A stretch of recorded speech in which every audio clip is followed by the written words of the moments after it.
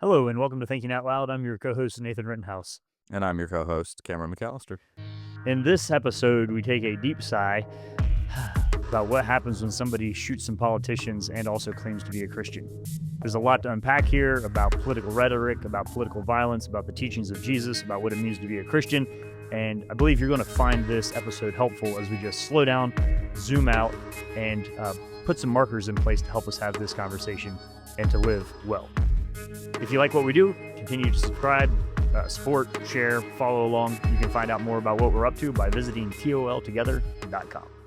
Yeah, these are fascinating and frightening times. News-wise, we haven't said a whole lot about the escalating conflict between Israel and Iran, but of course all eyes are on that, and we shall see how it unfolds.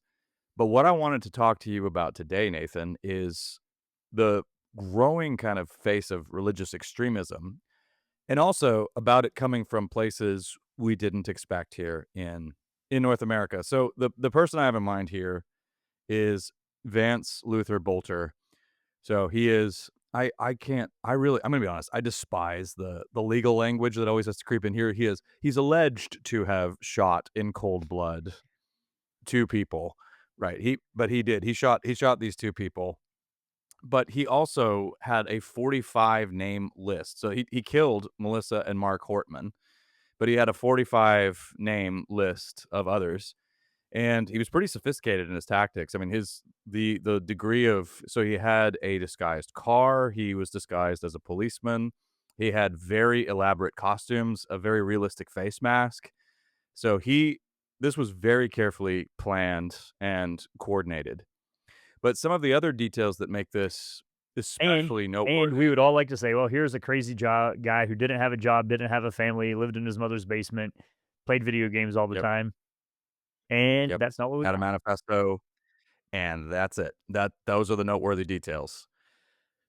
From by all accounts, I mean, some financial troubles in his past, rearing their heads a little bit, but had a very valuable home, family, kids, friends who loved him. There's heartbreaking footage of one of his friends and roommates weeping at some of the news and also the texts from him.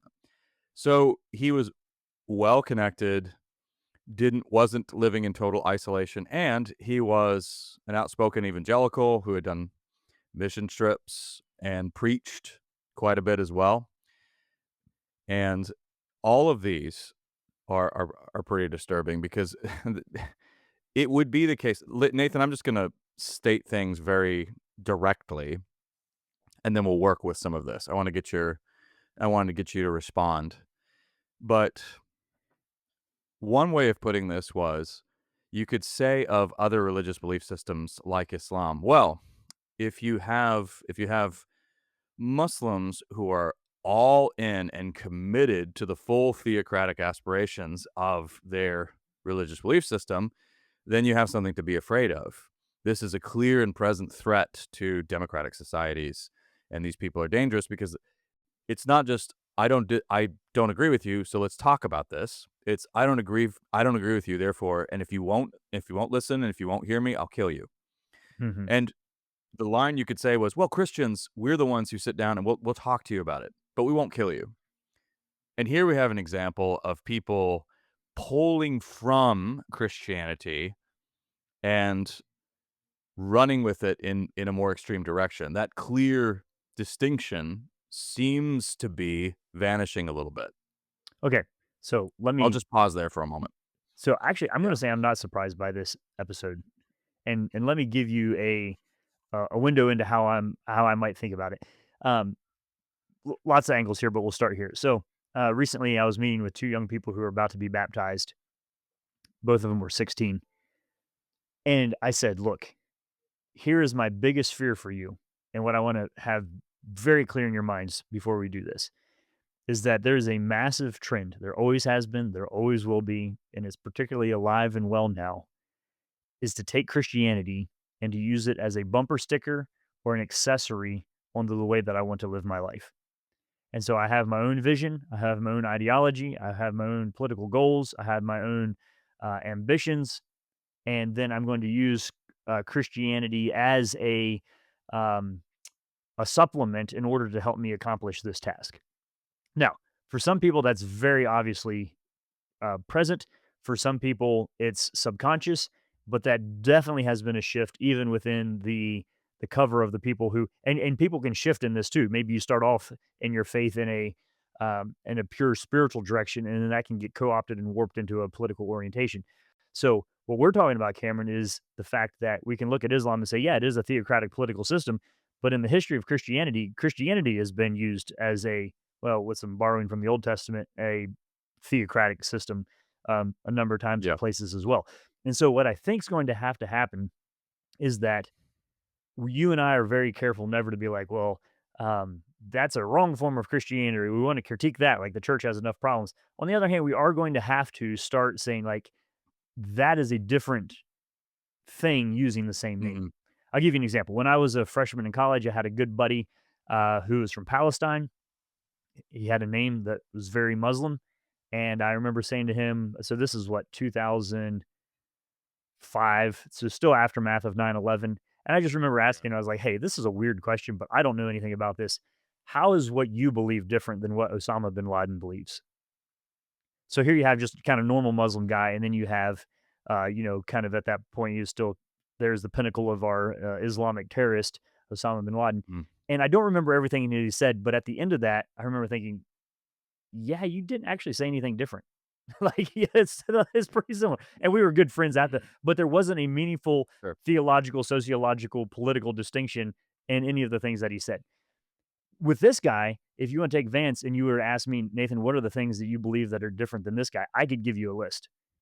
And so that's one of the things, Cameron, that I think is going to be tricky for those of us who feel like we're kind of in this torn limbo space, politically and sometimes church-wise, of being in between is you can't live in that indefinitely. You have to have some definition to be like, Mm. yeah, actually, I do not think that this comports with and aligns with anything that Jesus taught, and I can condemn that as evil, even if it uses religious language to justify its behavior. So there we go for starters. And I think also along those lines, Nathan, we're gonna have to be honest about the consequences of idolatry, political or otherwise. But for a long time now, we have been in a cycle of political idolatry, inflamed and enraged rhetoric and speech, and fear tactics, fear being used for a long time. This has been the case for a long time as a political strategy to mobilize people for a cause. Now, this has been again, this has been the case for a long time. You look into the history of politics, but what I'm just talking about here is there are actual practical outworkings of this kind of inflamed speech. Okay, So well, let hang on. me Let's talk. balance it. We did we talk about the LA riots? ICE, right? I mean, We did so not. it's We did not. like let's put everything on the table as we go forward here Sure. to prove your point. Yes. Well, no, this is a and there's a widespread problem. It's not limited to any one group. No, but let's back up a little bit. We're talking about specific people here right now. We're in this episode we're talking about evangelicals. And Mhm. you can push back. I want to stay there at this point. I don't want to broaden the lens because I think we need to deal honestly with what's happening. And You were you just and I, saying Nathan, radical have rhetoric both is common, and I was saying let's very recognize that it's common, common. but But only we have a theological aversion to violent political rhetoric. Violent political rhetoric we in and of should itself is know not better. right. Yeah, let's make that We clear should going know forward. better. Violent political rhetoric is not new, and it's not wrong for a lot of ideologies. For Christianity, it is. That's what makes this different. Right. And there have been multiple assassination attempts on Donald Trump, which have been uniformly condemned by his political opponents. I'm not sure we could necessarily say the same thing in the other direction. I'm just not, Nathan, because right now there seems to be there's a growing sympathy for this kind of emphasis on viewing political opponents as not only wrong and misguided, but as sworn enemies who are so pernicious and so heinous in what they believe and what they're perpetrating and what they do, that they need to be destroyed. I mean, I've already in a talk not too long ago, Nathan, when we were speaking, I took a direct quote from Sorab Amari, who I think is really brilliant and gifted, but also I think this quote is incredibly destructive, where he basically says progressives understand that, and I won't have the precise quote, but it's something along the lines of progressives know that you need to undermine or discredit or destroy the institutions of their opponents. We on the right should take a similar approach. So seeking to discredit and destroy. And I'm not accusing Surab Amari of being a nihilist, but those are nihilistic tactics and strategies. Yeah. And the growing sympathy with that kind of rhetoric among people who would self-identify as Christians, I think needs to be we need to clearly speak out against that, Well, let me because that say it this is way. dangerous, it has real consequences. Yes, go ahead. It's functionally talking about carpet bombing in the cultural war. So you just Mhm. totally wipe out the opposite, um, in any you're just like, that solves the problem. You don't have to argue about it if they don't exist Yeah. anymore. Well, and they're because again, if somebody is construed, this is why language matters a lot. And we speech has been so, I don't know if the word cheapened is correct. I mean, technically it Yeah, has been probably. cheapened. We all it has. I mean, we speak in such crass terms all the time. Public discourse is so angry a lot of the time and violent. But so but the reason I hesitate to say cheapened, so that just because speech is cheapened and people are very callous with the way they talk, doesn't mean that the way we talk doesn't have real practical outworkings. This is what I'm trying to do. I'm not sure I'm So articulating it here. well. No, this is the quote you're looking for, Cameron. "Out of the overflow of the mouth, the heart speaks." No, "Out of the overflow of the heart, the mouth speaks." So, Jesus directly Yeah, links our internal character and thought patterns to what comes out of our mouths, and so there really isn't such a thing as flippant speech from a Christian perspective. You're showing us your it's a cards when you talk. very convicting thought. Yes, exactly. And, I shy away from that because I think, goodness, what comes out of my mouth on a routine basis? It is, I'll just say that's a highly convicting verse, but But it's you also have right. proverbs So, like, you can't do something and say, "I was only joking." Like, that is also condemned. And so I think a lot of our political commentary is like, "Ha this is kinda funny. We look at this meme. This is maybe quasi-violent. This is demeaning. This is enemy language. This is demoralizing. This is dehumanizing. Hee hee, it's kinda funny." Mm, it's shaping us. so let me tell you something very practical here. So at one point, my son had been with a group of grown-ups who were just having, talking in typical grown-up terms about politics, and he comes up to me, "Joe Biden was a very bad man," and said the same thing about, "Kamala Harris is very bad." And I said, as I always do, "Who made Joe Biden? Who made Kamala Harris?" And then, there's kind of a little, my kids are, they almost want to roll their eyes because they're so used to me saying this. I preface everything with this, God, that's right. So Joe Biden is made in God's image. Kamala Harris is made in God's image. And just to balance out the roster here, another, he'd come home from school actually, and one of his classmates had said Trump is an evil bully. And I said, who made Trump? Mm, So what I am trying to do with my kids, as annoying as this is and hectoring as it might seem, is I'm trying to build a moral foundation for them where they see all human beings as made in the image of God. Now, from that, we make prudential judgments based on, on people's actions, and we can condemn actions, and we can call into question people's character. I'm not saying we can't do that. I'm saying we can't dehumanize them. mhm, And so you better believe if we talk about, you said earlier, Nathan, that you're not surprised we're talking about this right now. I think both you and I would say that this kind of murderous spree, thank God it wasn't a bigger spree. I think both you and I have said in past episodes, we're surprised we're not seeing more of this kind of mhm, thing. And that indeed we're sorry to say there likely will be more outbursts like this. Well, part of the reason we're saying that is because if you talk all the time in dehumanizing terms about people, and you talk about, you label them as enemies, and this is a regular habit of speech, there are different personalities out there, and some people are men and women of action.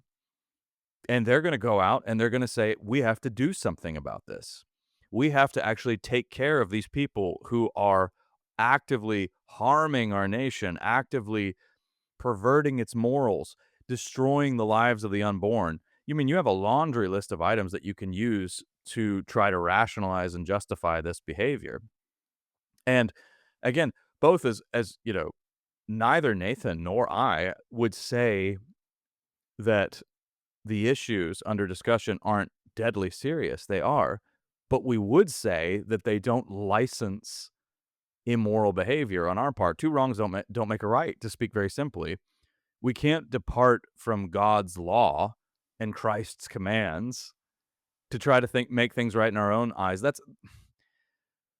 That's wrong, and it's also there's a strong tradition of that in North America as well, because we're obsessed with vigilante justice in the United States in all sorts of fascinating ways. If you look at our history, if you look at our entertainment, but we as Christians ought to know better.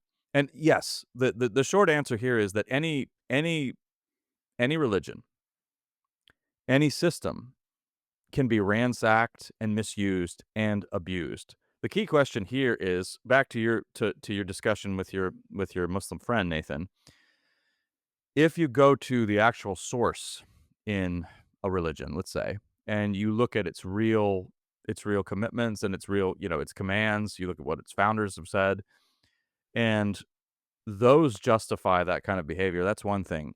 If you go to the source and they contradict this kind of murderous behavior, then you have a clear departure. So with Christianity, if you look to Jesus Christ, nowhere are you going to find anything that even remotely comes close to justifying this kind of behavior.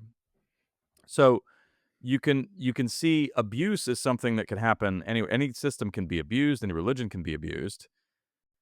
But part of my hang up here, Nathan, is that we ought to know better, but we've got to be more careful about our speech. We got to be more careful about what we're putting into our minds and Mhm. our hearts and what we're churning around there all day long. 365, 24/7. It has real outworkings. So I'm conflicted on this, Cameron. I mean, because immediately when something that happens in a moral framework, immediately we want to say, well, who's to blame? And so we can say, well, it's the politicians and their violent rhetoric, or oh, it's the social commentators, or oh, it's this group rioting, or whatever. Okay, so that does definitely set the tone and the atmosphere. But it seems to me that the internet is becoming an increasingly, I mean, it's just basically a Rorschach test at this Mm, point, where you can find and be fed. And I'm sure you're running into this too, where you just run into people who think so entirely different from somebody else, who basically are being fed a drip line that's different from the drip line IV that the other person is getting. They're just like seems like people on totally different planets without the ability to communicate between them. That's mainly online. Um, yeah, Now there are yeah. local manifestations of that, but it's I I want to put a pretty good, and maybe this is a little bit more libertarian esque in what I see as a Christian. I want to put a pretty heavy responsibility back on the individual and the local church on some of this also. Um, I think it was in the article that you sent me on this of the guy, the pastor who mentioned "Blessed are the meek" in a sermon, and somebody came out and said, "Where'd Mm, you get this woke crap from?" Um, you know, yeah. well, that Jesus said that. Um, and so there is Tell me you're not reading your Bible without telling me you're not reading your Bible. I'm gonna say anyway. so I think our churches will have to be a place where we can um have interaction with actual humans and have some room to push back on some things and say, no, that is not the appropriate response to this situation. And so, not to at all turn a church into a political entity at all, but to be deeply thinking through, okay, let's say that this guy did this based on or abortion rights or something. Just like, okay, let's think this through. Yeah, You believe in the value of human life. How are you going to shoot people? I mean, and so right. it's the internal inconsistencies here are glaring, but you're if you're making scripture secondary to our natural impulses, a lot of stuff's going to happen with a Christian bumper sticker on it. One thing that's very true of your observations on the internet is that it is this gilded cage these days because it's so perfectly designed to just paint you into your own little digital corner and cater to all your wants and wishes. So on the one hand, that's really bad because you're actually your horizons aren't being expanded. You're not getting in touch with different perspectives. And so it's very insular. But it's also so there's that problem. It's inherently insular. It's also incredibly depersonalized. So no matter how much interaction you have with supposedly with other people on the internet or online communities, that's a whole nother debate. It doesn't have the richness of face-to-face interactions. It just doesn't. So it really would be I'm kind of saying it would be very good for you, for all of us to become friends with people who are for those of us who are deeply committed Christians, okay, become friends with somebody who is pro-choice and don't see them as your sworn political opponent. Now, you can't you there are all sorts of ways you can do that. You can say, well, this person is basically a murderer participating in a silent holocaust that's robbing millions and millions of their lives. That is one way to go, and plenty of people will give you the ammunition for that. But on the other hand, if you take a step back, you recognize the seriousness of the issue. It is unbelievably serious. Nobody's denying that, but also recognize that people are trying to do everybody is trying to do what they believe to be right. I I think that's a really hard one for us to swallow these It is days. Yeah, it is a hard one to I'll swallow, hear from you, Daisy. but what we're subtly suggesting here, Cameron, is that people can't change their minds, they have to be annihilated. And so even if you like, Yeah, let's yes. let's say that you do have a friend who is very radically, pro-abortion, um, and you're not, and for the all you have all the list of things Cameron just said there. You're never going to have a meaningful, persuasive conversation with somebody else unless you can inhabit the way that they're thinking. And so I I run into people that are like, that is totally bonkers. I have zero impulse to Mhm. think they need to be annihilated. I have a deep impulse to say, I wonder how they got there. Like, what are they assuming that's Yes. true about the fundamental elements of reality? Puts Yes. them in a position to think that that is, and then the work is done there. And so I think this is where you see Very good questions. it's not Yeah. just Jesus saying, about the way that we bless those who persecute and pray for our enemies and all that. Paul, "Vengeance is mine, I will repay," says the Lord. "Therefore, set your mind on things above." We do not fight with the weapons of this world, rather it's a spiritual battle. I mean, you just can't read the New Testament and have that as a foundation of your ethic and get to some of these crazy positions. But if you do read the New Testament and take it as the foundation of your you said something earlier. You said, "Well, there are people of action out there who are gonna take these ideas and run with it." Mhm. The church should be looking for people of action who are willing to take the teachings of Jesus and run with it to the blessing of the world rather than the destruction of Mhm. the other. And so to say that, and you weren't implying this, but let's never go down this trail as Christians is to say that, well, only the only, viable political action is violent, or, only, the active people are out there tearing stuff up. Um, no, there's a whole lot of other stuff that we're actively called to if we want to model and pattern our lives off of Christ that is more difficult and will at times very much require suffering on our behalf. But so be it. We're doing this God's way. These are pictures of despair of our moment, the despair of our moment, though, here. If you see all if you see dialogue, if you see talking to somebody as a complete waste of time or a compromise or an act of treason, that is you see how I've tried this is the point I've tried to make actually several times. I tried to make this in a talk I gave not too long ago. But this is a sign of that growing despair because people are beyond reasoning now, so you have to destroy them or hurt them or wreck their institutions at the very least or murder them. It's to move against that requires fierce hope on the part of God's people. And it doesn't and there have been seasons like this in the past. You think about the civil rights movement and other major instances where people stood up against what certainly looked to be unshakable brute forces that were hell bent on destroying them, Yeah, but on that and yet on they that remained yeah. in that example, Martin Luther King beat Malcolm X. Right. And those are two fascinating examples of the one man deeply on principle committed to nonviolence and saw that as essential to the ultimate long-term success. But also, it was an article of faith for Martin Luther King Jr. because he's the guy who says, the the moral arc of the universe is long, but it bends towards justice. As God's people, we do believe it bends towards justice.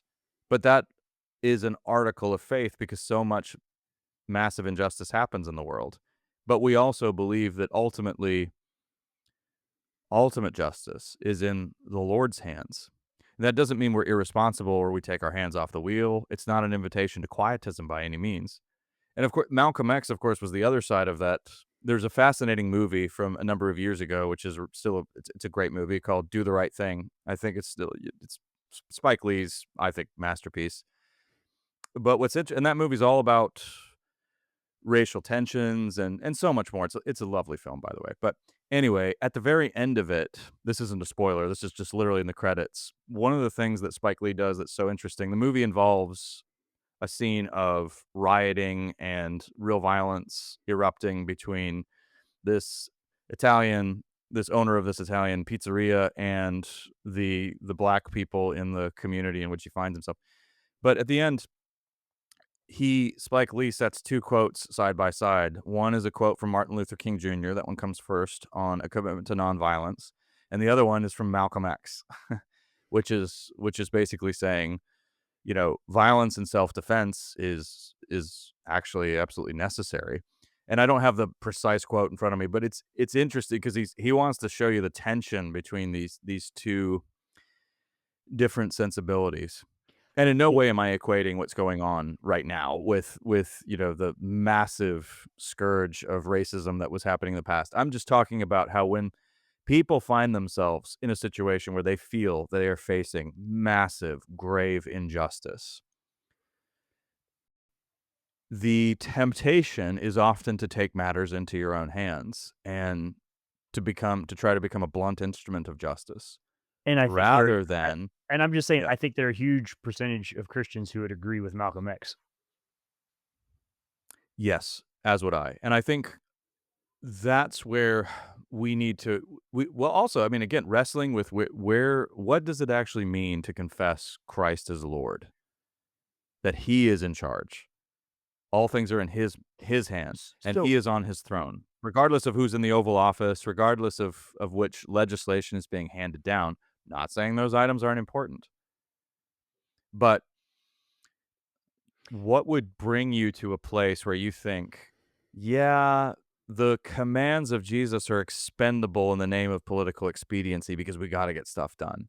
so this is To put a it that feat crudely is yeah, but this yeah. is a feature of a bit of, I think, of where evangelicalism is open to critique, is that if you look at your more high ordered structured churches, there is a list of, like, if you don't believe these things, you aren't part of us. And Mm, evangelicalism doesn't have that same structure to be like, it's very hard to say, no, they are not an evangelical, because that term can be so, um, and so it's very it broad. lacks Yep. it lacks the exclusive or the definitive power to say, Mhm. no, this guy does not represent anything that I believe. I can say that, but I'm not trying to fit in a broader pattern here. And so there has to be a way in which we can, without just like, oh, we want to keep our hands clean. We want to, we're going to wash our hands of this and step back, and we don't want to associate.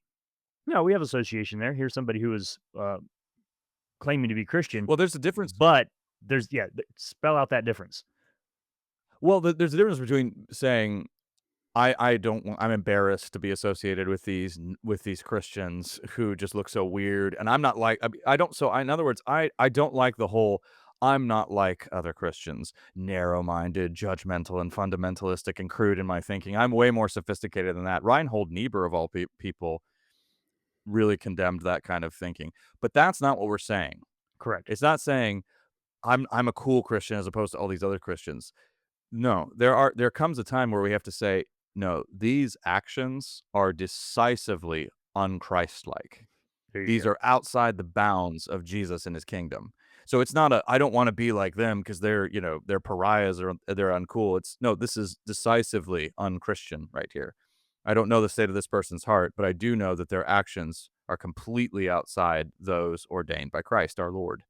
We can do that. We do have Jesus's commandments. I mean, Christianity is a full moral vision, and it is possible to depart decisively from that moral vision and to make that known to the world. And we need to say that loud and clear for the sake of Christians, for the sake of the world. Yeah. And let me maybe perhaps in closing remind us of actually, I'm going to read it just to make sure that we get all of the words exactly right because Jesus one time said something that comes across as ridiculous, but I think we can connect the dots here. Matthew chapter 5. Mm. You have heard that it was said to the people long ago, do not murder. And anyone who murders will be subject to judgment. And so we can look at that and we can condemn the riots, we can condemn people, political violence, we can condemn people killing other people for whatever the motivated reason is. And rah, rah, we're all on board with that. We like the idea of justice, of vigilante justice, as you're often saying. We're on board with this. Don't murder. 10 Commandments. Huzzah. Fine. Most people would agree to that. Next verse. But I tell you, anyone who is angry with his brother will be subject to judgment. And so Jesus draws very clear lines between light and dark, good and evil, the will of God and the rule of Satan. So he's crystal clear on that. It's a matter of how do you approach the differences. And so this idea that anyone who says to his brother Raka is answerable to the Sanhedrin, but anyone who says you fool will be in danger of the fire of hell. So I think for all of us, probably, I hope those of you listening aren't on the verge of killing anybody. But that is such a low standard, such a low threshold. What Jesus is actually calling to is to use our words correctly. Anyone who calls somebody else a fool is in the danger of the fire of hell. Let that sink into your political discourse. You could say of just this political. So, what can we say? Is Jesus interested in political violence? Sure, he's interested in violence in general. But for his follower, where does he want us to focus? Obviously, not on political violence, but how about not even disrespectful, foolish speech that demeans and dehumanizes? And it goes on from there about reconciliation. And so, this is where, Cameron, we're going to see, and everybody listening who's trying to follow Christ is going to continually run into frustrating points of tension where what it means for us to follow Christ is going to run into direct contradiction with what we're told politically by any political party and even by some Christian theology and our favorite YouTube pundits and fill in the blank of wherever you're getting your information from. We've got to go back to the source and say, if we're going to dare to profess the name of Christ, then we have to do things in a Christ-like way. And it's not just political violence that's out of bounds. It's actually the way in which we use our words that are oftentimes we have to give an account for every word that we say. Hmm. This is where I have work to do, Cameron. Yeah, Yeah, I'm not on the verge of killing likewise. anybody, but am I likely to say demeaning things, to laugh at funny or what I think are funny, or if they're slightly crude or demeaning jokes? That'll tell us where our heart I is. am routinely thoughtless in my speech, and I confess that out loud here. So I have lots of work to do here. We guaranteedly said something that annoyed you, or maybe more, in this episode. Once again, this is thinking out loud. So we are thinking out loud. These are current events. Details have yet to emerge. So we both respectfully reserve the right to be wrong. We have to be if we're going to speak about anything that's current. And we're not pretending to be experts. What we want to be are two thoughtful Christians. We hope helping you along in your own thinking. And we hope also inspiring hope as we think about times that sometimes can appear a little bit bleak. But thank you for listening, and thank you for your patience. Thank you for thinking with us. You have been listening, in case you missed it somewhere in all of this, you've been listening to Thinking Out Loud, a podcast where we think out loud about current events and Christian hope. Thanks for listening to Thinking Out Loud. If you'd like to learn more about what we do, book Nathan or Cameron, or if you'd like to support us financially, whether through a one-time donation or on a monthly basis, you can do so on the donate page at www.toltogether.com. That's toltogether.com. And please consider leaving us a 5-star rating and sharing this content with your friends. It really does help.